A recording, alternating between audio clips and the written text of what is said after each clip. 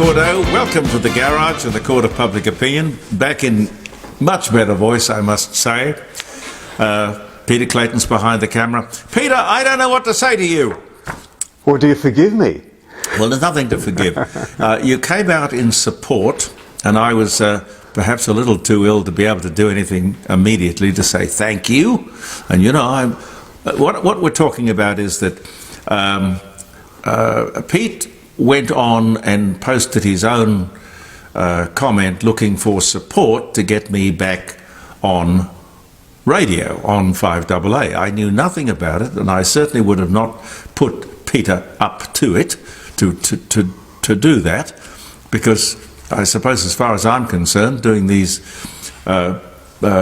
postings and podcasts, and of course the live jeremycordo.com on Friday from the dining room table is fine. I feel fully satisfied and able to express myself, but I do miss radio, day-to-day radio. But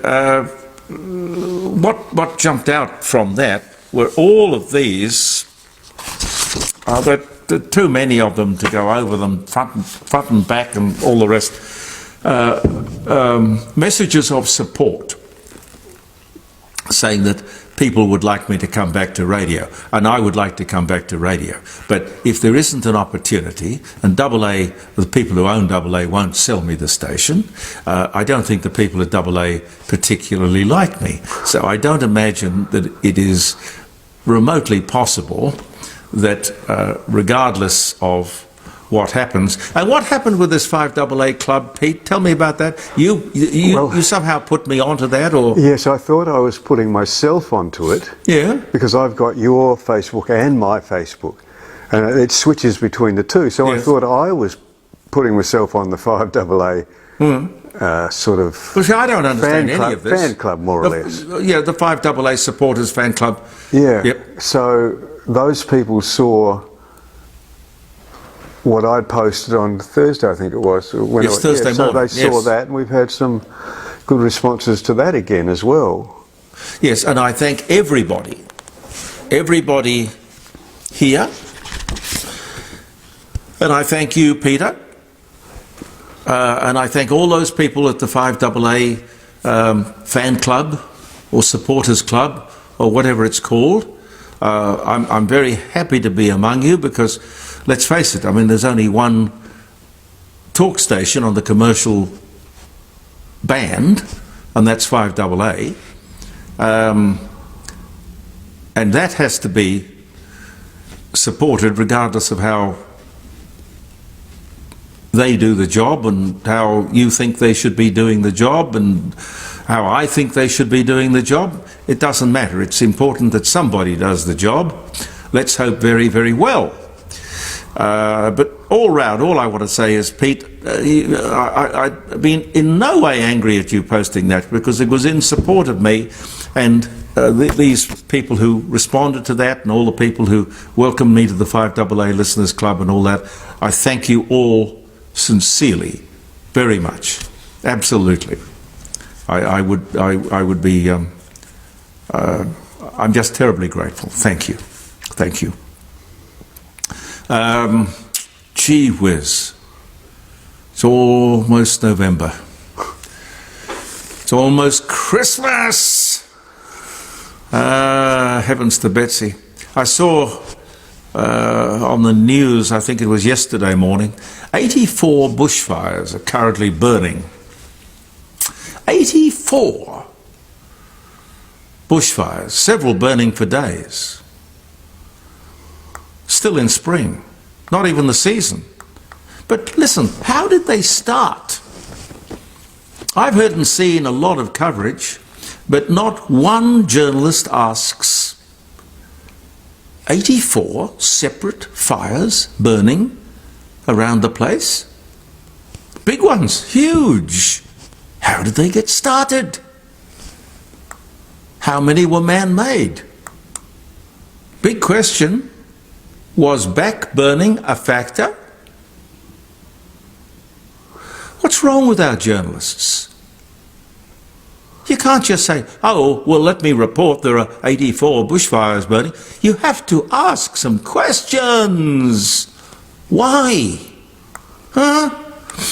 And speaking of fires, I believe that the two, and you can correct me, but I think 14-year-old people, I think boys, two 14-year-old boys accused of starting that tragic fire in Woolworths at Stirling here in South Australia, have been given bail. They're out on bail. A very serious crime if proven. Presumption of innocence and all of that. But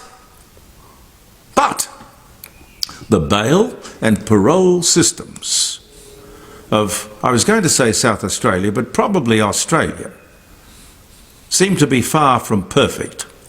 Now, I've had Frances Nelson QC on my programs over the years many times. She's the chairman of the Parole Board. I think we'll invite her to come by the dining room table one Friday and have a talk about it. Terrible job. I remember she told me once the only reason she was still in the job after all of these years is that nobody else would take it on. And I sort of understand that. Gee whiz. Here's a quote. The war in Ukraine continues to reverberate around the supermarket shelves of Australia. The war in Ukraine continues to vibrate around the supermarket shelves of Australia. That's according to Anthony Albanese. Now, I know the ABC is a, how do I put it, cheer squad for the Labor Party. But what rubbish. What absolute rubbish. David Spears, on the Insiders, interviewing the Prime Minister, could have, should have, asked the Prime Minister, I'm sorry, Prime Minister, how does the war in Ukraine affect supermarket prices? Nothing. No, sir. No. Supermarket prices, the cost of living. In other words, the major concern in this country at the moment is the result of Labor's energy policy. Renewables. The cost of electricity. Pure and simple. You did it, sir. Take responsibility. Nothing to do with the war in Ukraine. Good God. And speaking of Labor, it's been revealed that the Sydney radio star, Kyle Sandilands, who is, I believe, on some multi-million-dollar deal to present a morning radio show in Sydney, not that I've listened to it a great deal, seems that he was being paid by the New South Wales Labor Party ahead of the last state election, which was just recently. He was being paid to provide advice and support. I have never heard of anything like that in all my 60 years in the broadcasting industry. Did management know? Did they care? Did they approve? Were they asked? Why hasn't he been sacked? All of the questions that a good journalist might ask. This man, who with Jackie O, wants a new 10-year, $100 million contract. Now, a bit of background here to put my outrage into some sort of perspective. After the cash for comment scandal of a few years ago, where high-profile radio presenters got caught out, there were two in particular, I won't mention their names, but two in particular, for voicing a certain opinion one day and then changing that opinion the next day. Now, there's nothing wrong with that, unless one is found to have accepted money to do so. You see, it was nothing to do with comment or commercial. It was about opinion. And then, of course, people like me who had long-standing contracts with various companies to do a personal endorsement. I think I endorsed Nordic Volvo for 25 years, and Ern Smith's up there on the parade at Norwood, fine electrical dealer. I'd endorsed them for something like 28 years. Anyway, people who had these personal endorsement contracts were dragged into the mess because we were dealing with people who didn't quite understand. But anyway, the end result was that a new law was introduced to keep everything transparent. If a presenter was taking money or kind from a sponsor, it had to be declared publicly. And that, of course, was fine and a good idea. I totally agree with that. ACMA, they're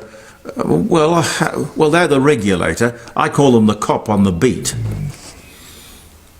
ACMA should now come forward on this very serious matter of Kyle Sandilands' undisclosed deal with a political party.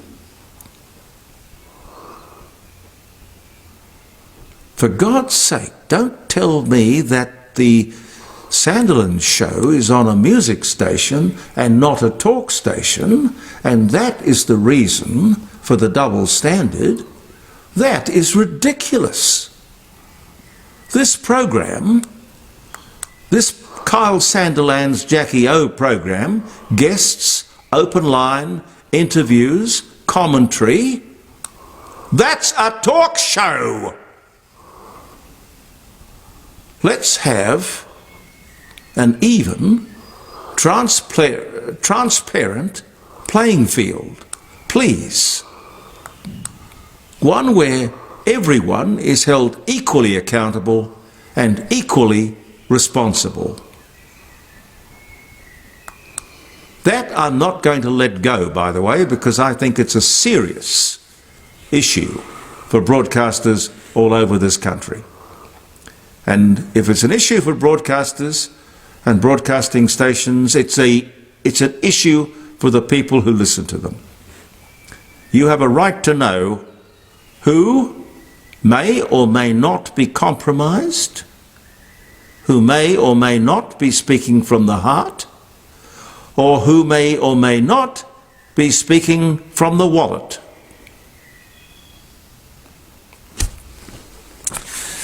Let me give you some birthdays. Happy birthday if you're having a birthday or a wedding anniversary. Charles Atlas was born in 1922. He was dubbed the most perfect man in the world. I think Charles Atlas was also the strongest man in the world. He died at the age of 79 in 73. Lots of other interesting things happened. Ruth Hussey was born in Providence, Rhode Island in 1915. If you're having a birthday, you're sharing it with Annette Kellerman. What else? Bing Crosby proposed to Catherine Grant. Her real name was Olive Grandstaff. And that was in 1954. Sounds rather Germanic, doesn't it? Olive Grandstaff. Henry Winkler. I like Henry Winkler. He came on my program a few times back in the Happy Days era. 1945, he's a producer of stuff these days. I heard he was coming to Australia. Anyway, he started playing Fonz in the TV series Happy Days on this day back in 1973.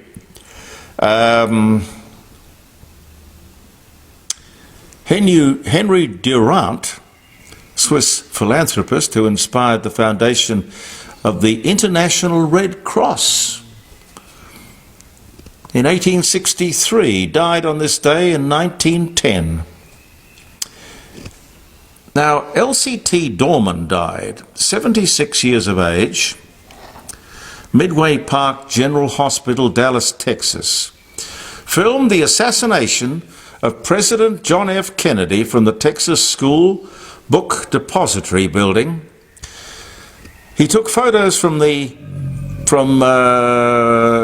second floor, or 2 floors beneath the spot where Lee Harvey Oswald is believed to have fired the fatal shots on November the 22nd, 1963, and hit the President of the United States in this car. This is a model, a sort of I don't know what you'd call it, a Franklin Mint model of the 1961 Lincoln Continental convertible, which was customized for the President of the United States. God knows where that car is today. Might be in the Kennedy Museum, I don't know. You can see on the back it had a lengthened bumper bar where the security people, the Secret Service people, would ride and hold on to these little bars at the back while 2 others ran alongside the car. But on that day in 1963, there was nothing that could save the President of the United States.